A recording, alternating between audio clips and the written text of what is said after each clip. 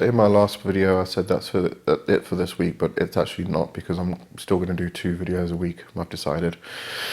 That's why I'm in the same clothes. I'm recording this on a Sunday so that I can release them during the week. I want to actually get back to mindfulness. Last week I did a video about what mindfulness actually is. And mindfulness is actually a lot more important than I realized. Throughout my magical practices, you go through, especially when you look at ceremonial magic, chaos magic, any kind of magical tradition that is based around ceremonial. Not so much in witchcraft and Wicca, but let me get to the point. So in these traditions and paths, you find that you have to do a lot of practice in the beginning, and it's usually around meditation, but it also goes into concentration, visualization, and if you can master those things, then you can start to master yourself. But I find that what's not mentioned often enough is the actual word mindfulness, and that's key to all of it. It really is key to all of it. I mean, it is actually the aim of meditation itself, is uninterrupted mindfulness.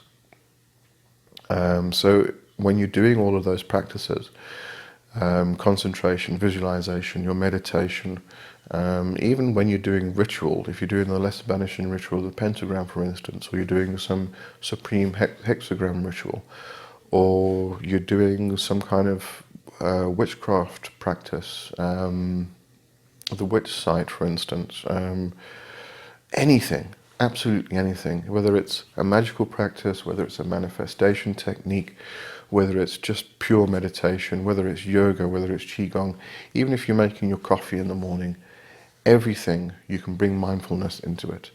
But if you're doing manifestation techniques, let's specifically talk about manifestation techniques. If you're doing visualization, for instance, you need to be mindful, because with your visualization, you need to focus on what the outcome you want is to be. And if you're not being mindful, then your thoughts start to go over onto other things. And this is why meditation is actually quite important and goes hand in hand with manifestation techniques. Because through meditation, you're going to learn how to quiet the mind. You're going to learn how to become mindful. And through that, your manifestation techniques become a lot easier. Because if you're doing a visualization of you want a new car, and it needs to be a Porsche, and it needs to cost X amount, and it's a year old, and you get the idea. So you build up the visualization, you build up your emotions, and the feelings you would have when you're driving this Porsche, this new Porsche that's yours, and it's reliable, it's not going to break down on you.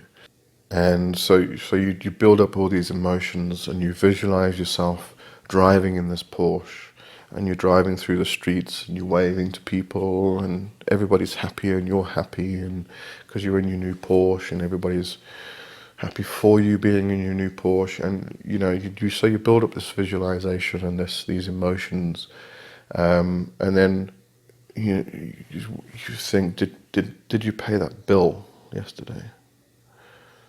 Oh, sorry, I'm supposed to be visualizing. So you come back to your Porsche, and you're visualizing it, and I'm starting to get hungry. What am I going to have for breakfast? Got to come back to the thoughts, the visualization. So you might find this starts to happen, and because of this, your manifestation techniques are not going to be working properly, because your thoughts keep going everywhere. So you need mindfulness. You need to stay focused on that one thing. So I think you can see how important mindfulness is in manifestation techniques itself. And the same goes for magic and spell work. If you are doing some spell work for a particular thing and all of a sudden your thoughts go off into something else, the energy, the thought, your thoughts are energy.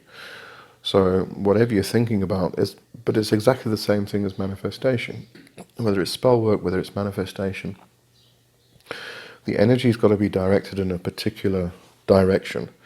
And if you start directing the energy into different directions with different thoughts that keep coming in, then you're not channeling that energy properly. You're not channeling it directly to the purpose, to the target. And if you're not doing that, then your magic's not going to work. Your manifestation techniques aren't going to work. So you need to be mindful. You need to be focused specifically on that one thing for that period of time that you're doing your practice. And this is why mindfulness is so important. So I do encourage you to practice meditation and practice mindfulness. The one meditation practice that I've found quite useful is Vipassana meditation. It's one where you focus particularly on mindfulness. So you focus on breath coming in and out your nose, on a particular point on your nose, in your nostrils, on your nose, wherever it may be. And if your thoughts start to wander, then you don't just discard that thought. You consider it, and you bring mindfulness into that thought just for bare awareness, and then that dispels it, and then you can bring your mindfulness, your thoughts back to your nostrils. If you get a pain in your body, you become mindful of that pain. So you become mindful of things that are happening in your thoughts, in your body, in your environment, and through that you stay mindful, but you also allow it dispels that thing, and then you can bring your focus back to the one thing that you should be focusing on, which is the breath going in and out the nostrils, or whatever that one pointed meditation thing is that you're doing. So Vipassana meditation, I'd definitely recommend and encourage you to give that a try. But yeah, so mindfulness, very important to all of these practices and to life in general. If you can become mindful in just your daily life with everything you're doing, when you're making your coffee or your tea, when you're making your lunch, if you're mindful of that one thing, then it will lead to peace, it will lead to kindness, it will lead to happiness, it will lead to enlightenment eventually. So, you can bring mindfulness into your practice and you can bring it into your daily life. We often forget about that, actually being focused on the thing that we're doing at that particular time. We'll be doing one thing and we're thinking 10,000 other things at the same time. So we're not actually doing the one thing that we're doing at that time. We're just passively doing it while we're thinking or doing other things. But if we can focus on that one thing each time, everything that we're doing, everything, whether it's brushing your teeth, whether it's combing your hair, okay, I don't do that, and I don't have any hair. But if you do have hair, unlike me, and you comb your hair, brush your hair, then be mindful about it, and it'll help you in your actual spiritual practices as well. You'll get more used to actually being mindful.